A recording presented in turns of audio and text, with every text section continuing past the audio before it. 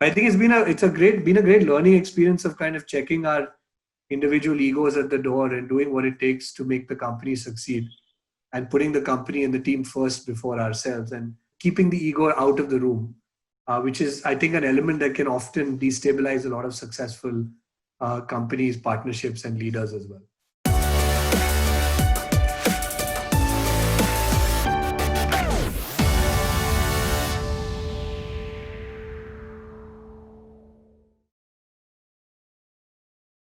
Gaurav, Sashank, very honored and excited to be talking to you. We all look up to Capital Float for financing, for lending. Capital Float was one of the first startups which actually got a national attention, and it's one of the worst times, for capital financing, for lending. How are you both looking at the space right now?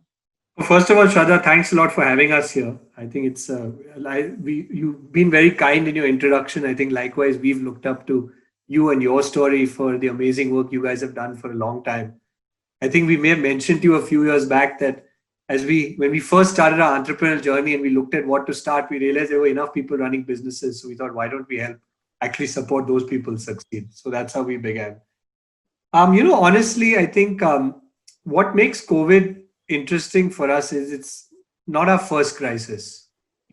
As you would recall, a couple of years back, I think as we were kind of on a really steep growth trajectory, we ran straight into the ILFS NBFC crisis of 2018. And that led to a fairly, I would say, gut-wrenching period of learning, transformation, iteration. We wrote about it in some detail, as you may recall. And I think in many ways that crisis and how we responded to it kind of really shaped how we've been dealing with COVID so far, both the good, the bad, and the ugly, right? And I think overall, we found ourselves perhaps a little better prepared when COVID hit, both to respond to some of the challenges that have come up, but also try and find opportunities in the midst of all these crises. So I think it's been a very tumultuous and interesting time. And as I said, I think there've been areas that we've been challenged by, where we've had a playbook to respond, and there've been things that have taken us completely by surprise. I'm happy to chat about all of this today. Yeah, I mean, just to kind of reiterate what Shashank said, I think the last 9 months before COVID has actually prepared us better. And so from a frame of mind, we are actually in some ways excited for what the future holds, because I would say we are prepared. There are some green shoots really starting to open up, and so we are ready for it. And actually, every entrepreneur obviously has to kind of live through times like this. Otherwise, it's not a fun journey. And I would say the last few months obviously have been tough, but it only means that the next few months hopefully will be a lot easier. Both of you as entrepreneurs, one can say very authentically, are resilient entrepreneurs. We use the word very lightly, resilient entrepreneurs, but both of you are. How honestly you wrote about your learnings and how well you're thinking through your business. I want you both to please share today what has been the last 2-3 years, what has been some of the key learnings, so that entrepreneurs who are in the trenches can pick up from both of you. Gaurav, you'd like to take that? Yeah, sure. So I think, the first learning that we've kind of had is when you're on this aggressive growth path that we were about 12 to 18 months ago, I think we thought we could be everything for everybody. And in our kind of quest for growth and diversification, I think we honestly ended up taking on too much on our plate, whether it was new products, new partnerships, new geographies. And I think that led to a bit of a lack of focus. And especially in an industry like lending, I think a hockey stick growth is always comes back to bite you at some point of time or the other, right? And so being a little slower, being a little bit more focused, I think in terms of what you take on to your plate, all of us as startup entrepreneurs like to conquer the world and like to kind of build the largest business within a span of 5 to 7 years. And many of our of great entrepreneurs in this country have done it. But I think the realization of which industry we are in, respecting what a lot of the traditional NBFCs and banks and their journeys have gone through, actually put the biggest kind of learning for us, which was focus, and when the right time to kind of grow, I think that growth will automatically come on its own. And unlike a lot of typical tech startups where you can get this hockey stick growth in a few months, I think lending does take a little bit more time, and you have to kind of be well prepared for that. You had to go and be in the trenches and figure out the bullets, and then your strategy evolves, right? No, absolutely. I think you're right. Right. And when we look back at the last few years, I think there was a phase of really wide experimentation, right? We tried a lot of stuff. And then there was a period of kind of trying to bring it all together, right?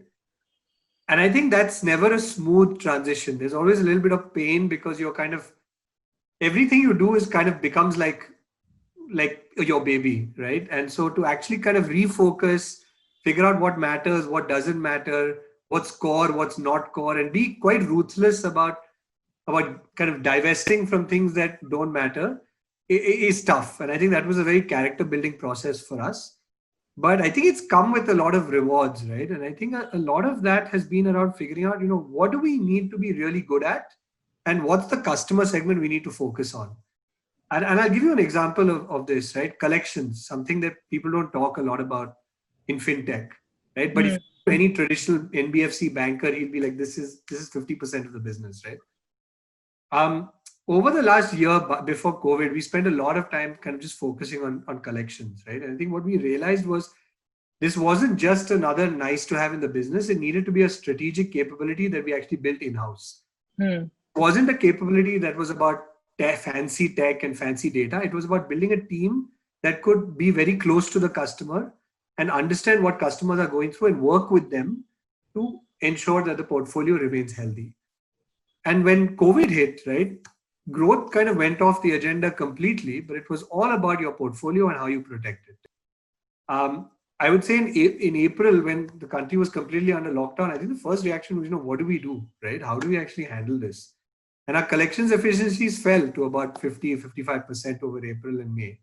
But then the moment Unlock 1.0 happened, it was actually our teams were able to jump back out into the field, get close to the customers, start figuring out who was doing well, who was not doing well, and give the moratorium in sort of a thoughtful way, such that we were able to get back to about an 85-86% collections efficiency in June, right? And we find ourselves, almost to our own surprise, having one of the best collections efficiencies, I would say, among our peer set at this moment in time. Whereas a year ago, this was not something that was even on our radar, right? And I think it's a good example about how some of these, I would say, kind of muscles that you need to build in a business from year 5 to 30 aren't necessarily things you think about in years 1 to 5. Yeah. I think we were lucky in that we kind of doubled down on it right before COVID. But I think we're actually seeing that the next 1 year is a period for us to actually look at, say, okay, hey, collections was one area, but what are areas 2, 3, 4, and 5 where we really need to invest for the next 10 years? And let's use this as an opportunity and not whine about it, but use it as a time to actually look inwards and address a lot of these gaps. There were news doing the rounds, and we all heard that, capital float is not doing well, and things are not going as it was envisaged. What did that mean to you? Those negative news, negative press that you got for a short while in between. How did you guys process that? I mean, there was two things, right? One is really how it kind of landed on us personally as founders, and two, how it kind of really impacted and affected the business. I'll start with the latter, right? And so, yes, we did have a challenging year last year, but at the same time, I think a lot that was said was not kind of factually correct. And yes, our numbers were actually better than what was projected, etc. Right? So I think negative news sometimes creates unwanted kind of questions and difficulties and makes business more difficult at times than it should be, especially when not all of it is true, right? And to your earlier question, there were a lot of rumors whether Shashank and I have broken up, right? And so these kind of things really don't, they impact the business a bit, but obviously kind of makes us have tough, interesting conversations with all our stakeholders. I think how it kind of landed on us as founders personally. Obviously, you don't like to kind of hear and see these things spoken about yourself in any kind of media. Yes, you made mistakes, but at the same time, I think allowing people to kind of reflect on their mistakes and giving them their space to screw up in some sense is a very important part of any ecosystem, especially Absolutely. where there is so much pressure on a day-to-day basis. It seems glamorous from outside, and it is on many days, but it is very hard also on most days. Right? So allowing people the opportunity to make mistakes is also kind of critical. And so, honestly, when we started reading some of this, we went into a bit of a shell. We did not respond to most of the media queries that came to us, which in hindsight was probably a mistake. Because we had to kind of refute some of the statements that were not factually correct. But I think what we've learned from there on is, which really led to a learning on our blog and kind of, in many ways, kind of encouraged us to kind of put our learnings outside, not just for our own kind of self-belief, but for everyone else out there who really cared about us as well. I think that was a very important milestone. And I think our approach to how we kind of tackle some of these difficult times has definitely kind of improved. And of course, there may be kind of in the future, over the next few years, there will be kind of, again, more news or media that comes our way. I think we've kind of learned to handle it in a more mature manner and kind of look back at it and say that this is part of the stride and we may need to learn to live with it. And I think the single biggest way, just taking off from what Gaurav said, in which this has, I think, shaped our approach to business now going forward, is in how we communicate. Right? There's a lot of people kind of talk about a private company having the advantage of not having pressures of calls, etc. We actually found ourselves in a strange situation last year where our numbers were better than the rumors, and we had no way to put them out there, right? Yeah. And so one of the things I think we have started to do is actually figure out ways in which to create a more transparent narrative of what we are doing and how our numbers are shaping up, and share them with the stakeholder ecosystem that matters to us, right? So, for example, through this entire COVID period, not only have we been having kind of fortnightly, monthly calls within our team, our board, with our top 100 employees, but we've also just been sharing numbers very openly with our debt providers, our partners, etc. Right? So there is, I think, complete kind of transparency into how we're doing, what are things that are working, what are things that are not working, and I think that level of kind of openness has been something that has been appreciated. And also, I think, gives us a very good way to hold up a mirror, not just to ourselves, but tell the rest of the world, hey, this is how we're doing and this is what's important to us right now. And so in many ways, I think our endeavor going forward, particularly given the regulated space that we're in, is to be able to kind of create the right kind of transparency and candor around our business metrics in the wider financial community, despite being a private company that doesn't have a structured way to do so. I was recently speaking to the SBI chairman, and they are one of the largest lenders, and he was saying that now they are using machine learning and analytics to figure out their customers and all that. But more importantly, he said that he's looking to partner because they're realizing increasingly that you need to partner with interesting new companies and startups because you can't do everything alone. You both have forged different kinds of partnerships, some partnerships that we heard about, and what's your approach to moving forward in terms of working with banks and different kinds of partners? Yeah, sure. No, I think that's been a pivotal kind of strategy for us over the last few years, right? And so I think the ability for us to be agile, while obviously being a startup, but also kind of making sure that we have the right risk and kind of collection practices in, actually helps us to be a partner both for lenders like a bank or another large NBFC, as well as for origination partners, right? So, for example, I think a three-way partnership that has been going quite well for us, especially during COVID times, is what we do in terms of our e-commerce financing checkout product for consumers. So this is a partnership that we have with Amazon and with a few others as well, Amazon being one of the largest, where we actually allow customers to buy goods on Amazon in real time through a credit facility. And we have seen a massive uptake of the number of customers who are actually applying for this program because of the digital nature of how we are offering this credit program, as well as the fact that people are now obviously, given lockdowns and COVID, etc., more comfortable kind of moving their purchases online.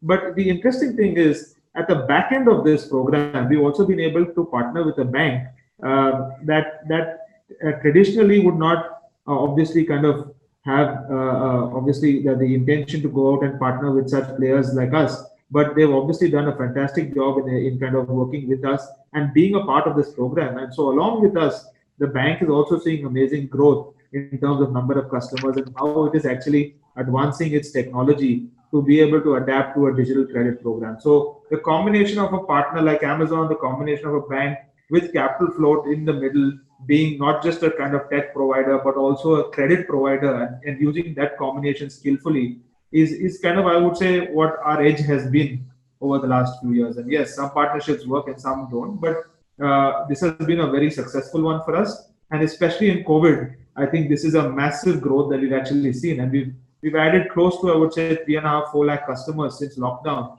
And it's amongst the highest we've ever done in a single quarter. Where do you see the industry or this sector moving in the next 1 or 2 years? What should happen to make it very optimal? That's an interesting question, Shraddha, and it's something actually I think our view has also evolved in the last few years. I think when we started out, and most of fintech started, it was all about technology, right? And then at some point it became all about risk. And I think that if you had to look at a crystal ball looking forward, I think we would say that in the next 5 to 10 years, it's actually going to be all about the customer, right? Because most customers don't really care if they're taking a loan from a fintech or a bank or an NBFC. It really doesn't matter to them, right? What they care about is the level of access, the kind of experience, and the cost they're able to get this at. And so I think that as we think about our strategy, it's about being very clear about who our target customer is, who is the type of customer most likely to love us for the next several years, and how do we build the best experience for this customer when it comes to financial services, right? In India, loans are sort of the first and most primal need for most people. But then there's an entire ladder that most of these customers want to climb, right? Insurance, savings, investing, etc., etc. And for us, I think gaining that trust of that customer through this lending partnership, and then using that insight to be able to offer them the best products and services in the market over time, that's really where we're coming out from a strategic perspective. And so I think it matters less about what tech stack we use and, how much is off book or on book or all of that stuff. It's more about, are we the best financial partner out there for a customer, right? And that means not just giving a loan and taking it back, but actually helping that person navigate what the right ecosystem of products are for them, being able to be the right partner for them at different stages in their life, right? So someone may have certain financial needs when they're young, but when they get married and they have kids, they'll have different needs.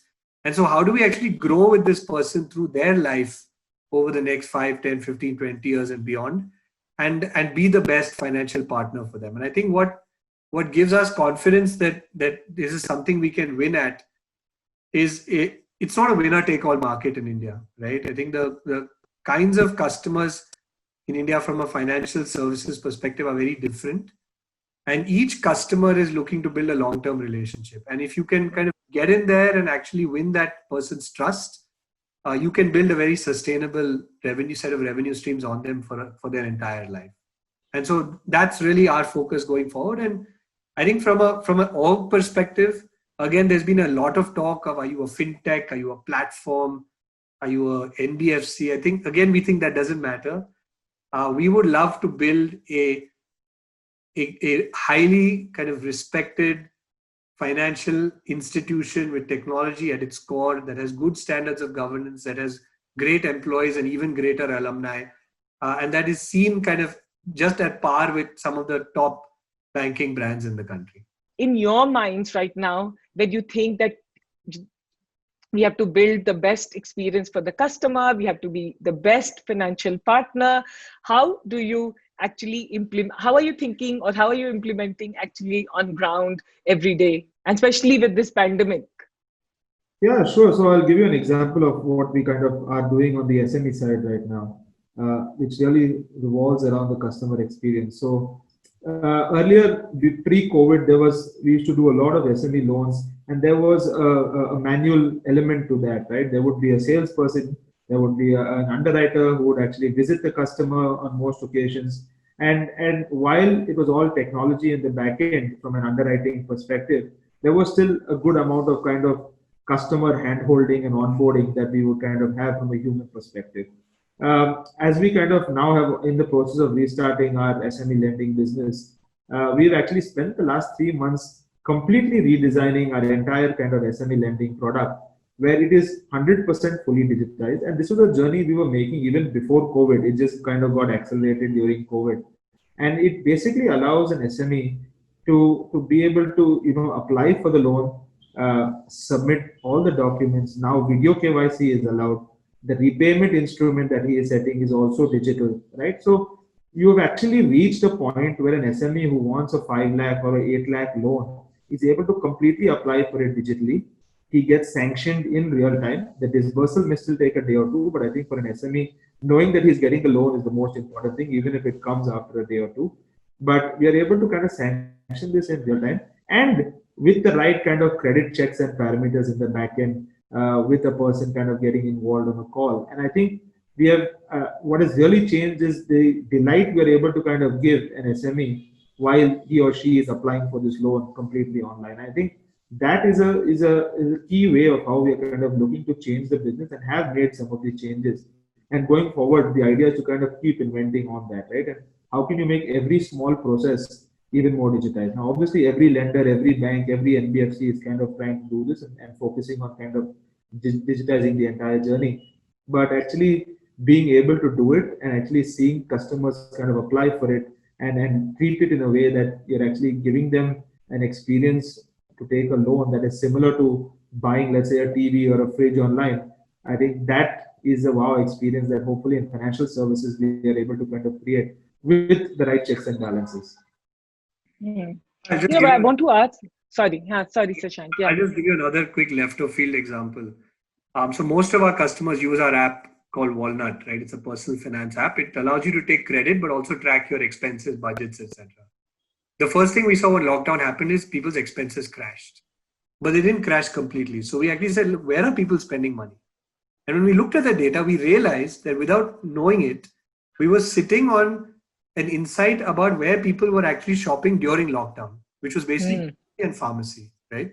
So we took this data and then actually turned it into a feature on the app called Find a Store, where you could sit, let's say in where I'm sitting in my apartment, and I could actually understand which are the stores in my area that are actually selling to customers, when were they last open, and what products were most recently bought.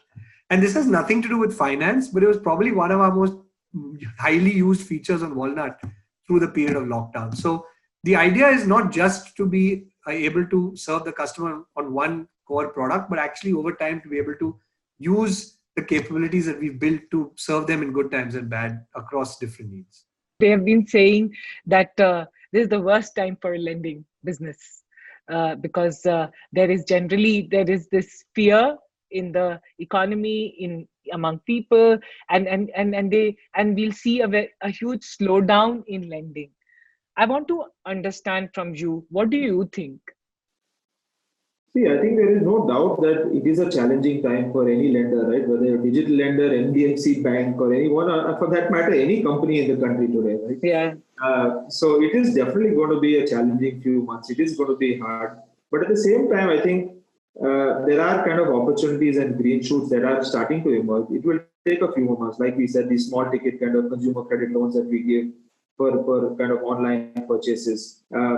We are starting to see in tier 2 towns, some of the SMEs really starting to kind of bounce back up. And so we started to see better collection numbers there and actually starting to doing new lending and new loans over there. That said, obviously, we have to kind of be cautious for the next few months. We need to figure out where we feel the bottom of this whole cycle is. And typically, we've seen that if you really start to build an interesting loan book at the bottom of the cycle, you can have a good run for a few years after that. Now, obviously, finding the bottom of the cycle is a challenge in itself. And I think over the next few months, we'll all kind of figure that out through some aches and pains. But I think this will also be an opportunity for folks who are extremely serious about lending and kind of digital lending for that matter, to be able to take some market share over the next few years.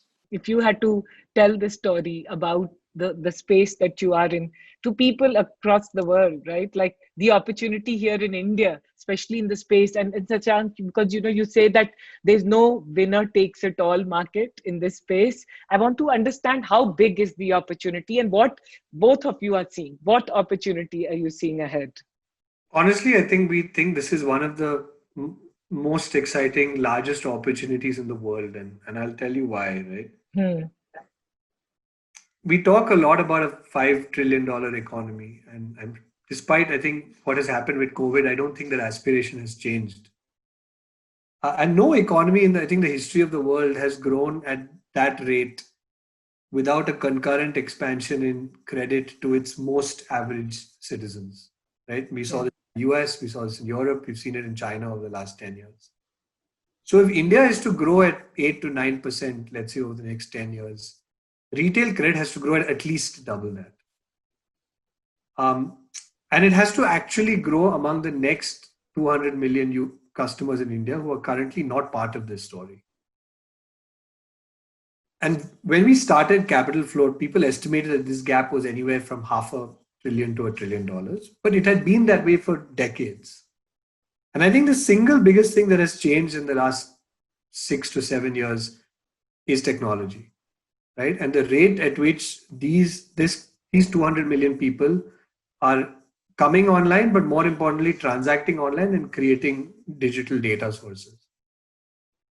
And I think the way that they are going to actually be part of that 8%, 9% growth story and be a big part of the $5 trillion economy is by significantly expanding their access to credit.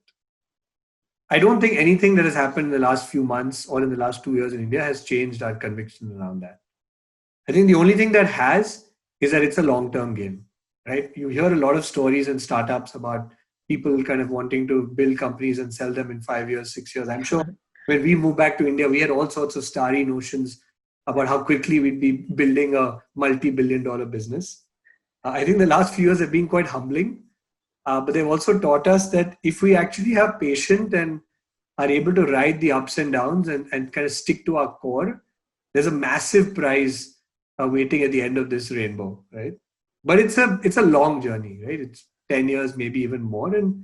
And I think as we've kind of settled into that realization, it's actually started to feel a lot more exciting.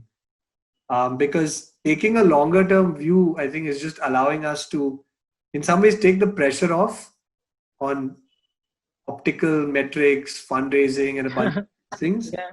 And actually just focus on like, what's the kind of business that we want to build, right? And what does having a world-class lending business look like and actually build towards that. So I think that's how we're feeling about this whole opportunity. Right? If you had to go back when you were planning and, in your drawing boards that we are starting this, if you had to go back with all the insights that you've learned right now and say, okay, these are one or two things that, we will consider in our journey and in our startup, what would those two things be, which you didn't know at that time? It's interesting. I think one thing for sure is like we just kind of discussed is really the scope and kind of the diversification of the opportunity that is at hand, and how and when do you actually kind of tackle that, right? I think as at least when we came back to India, we were completely kind of starry-eyed and said we are going to kind of crush this, and we've done, I would say, okay over the last 5-6 years. But I think having the realization that it's not going to be only a journey that is kind of has ups. There's going to be massive downs. Dealing with that, I think, has been an important kind of learning for us, right? And the way we try to learn that is by relying on each other, by relying on our teams, by relying on kind of our investors, right? I think we had not accounted for the emotional turmoil that doing a startup kind of has, and I think.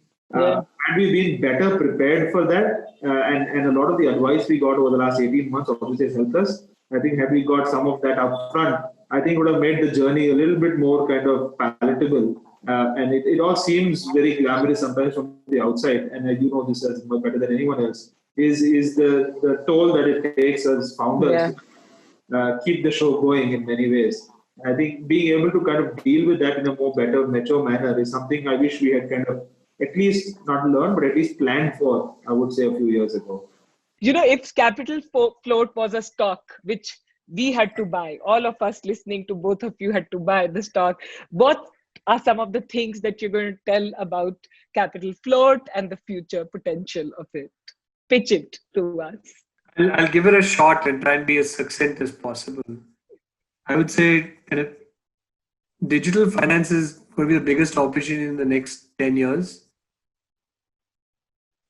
Do you want to back the guys who made all the mistakes and know what not to do in the future, or back someone new? How do both of you, because you deal with so many customers, so many people, SMEs, how do you look at empathy in business? What's your perspective on empathy and the role of empathy in business, especially now? Yeah, I think it's a very kind of, from a timing perspective, like you rightly said, a very important kind of aspect in a question that we kind of think through, right? And so if I take the example of the whole moratorium, I think realizing from a customer point of view what they are going through is much harder than what we are going through if you're an SME or a consumer. I think the way we hopefully try to deal with the moratorium situation is kind of reflective of how we think about our customers as an organization. And so in our moratorium 1.0, right, we essentially gave everybody a moratorium who asked for it. While some of our lenders, some did give and some obviously could and could not give. But irrespective of what the decision on our money supply was, we said that it is the right thing to do for these customers. And so everyone who asked for it got, and that was roughly about 50-55% of our customer base or our loan book. As we kind of went into moratorium 2.0, obviously we started to see things bounce back to a fair degree. And even there, we said, okay, if someone is genuinely kind of struggling, let's ensure we kind of reach out and give the moratorium. And obviously kind of play the fine line between understanding what the customer struggle is, but also at the same time kind of realizing what you as a company need to do. And you also are answerable to your stakeholders, whether they're your lenders or your equity providers or anybody for that matter.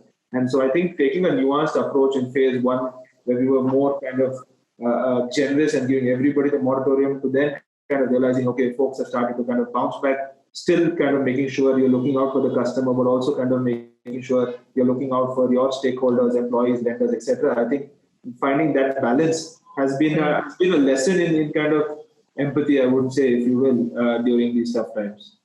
I think Gaurav's example captures it very well, right? The thing about our business is we are very intertwined with the lives of our customers, right?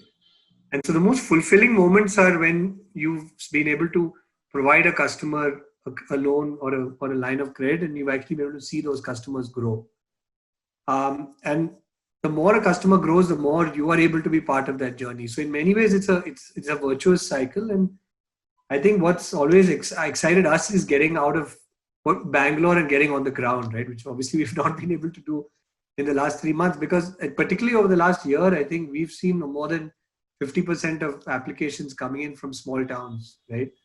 Coimbatore, Ludhiana, Erode, Salem, etc.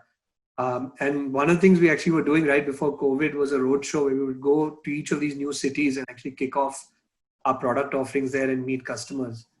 And actually today, even if you look at repayment rates during COVID, the highest repayment rates are many of these cities, right? Jodhpur, Ernakulam, etc. So I think what we're doing is very much intertwined with the next wave of India's growth, and it's coming from the little guy in the small cities, and I think that's hugely inspiring and honestly gives us a lot of motivation to keep going.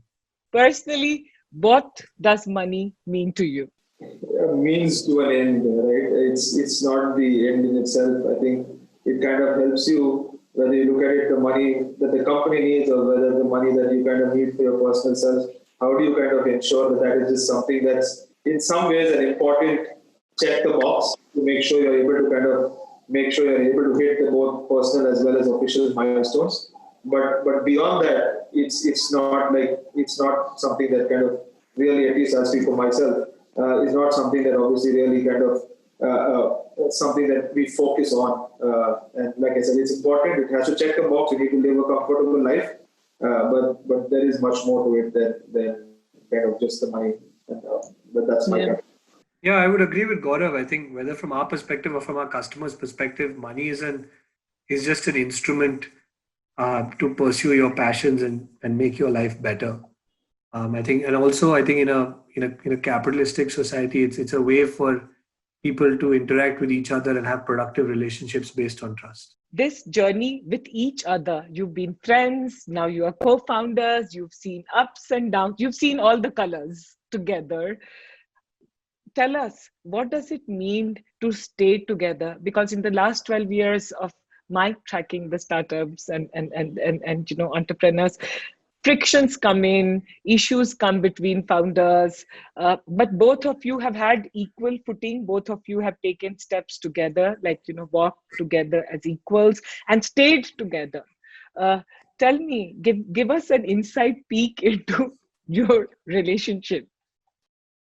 We often kind of joke about this, but this is a marriage, right?